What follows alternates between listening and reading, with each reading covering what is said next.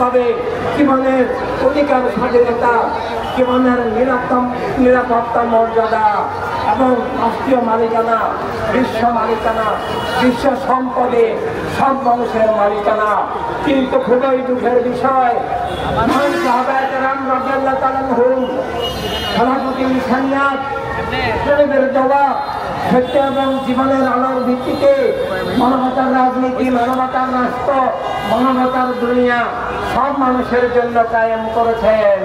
সেটা মুসলমানের জন্য নয়, মানুষ হিসাবে মুসলিম অমুসলিম সবার সমান নিরাপত্তা, অধিকার, স্বাধীনতা, মর্যাদা, মালিকানা ভিত্তিক রাষ্ট্র এবং বিশ্ব ব্যবস্থা বিধান করেছেন। মহান সাহাবায়ে কেরাম আইয়ামে জাহিলিয়াতের আধার দূর করে সীমাহীন ত্যাগের বিনিময়ে কায়েম করেছেন। কিন্তু খুবই দুঃখের বিষয়, পরবর্তীকালে সেটা বস্তুবাদী চেতনা ভিত্তিক, বস্তুবাদী জাতীয়তাবাদ ভিত্তিক, উগ্রবাদী জাতীয়তাবাদ ভিত্তিক যে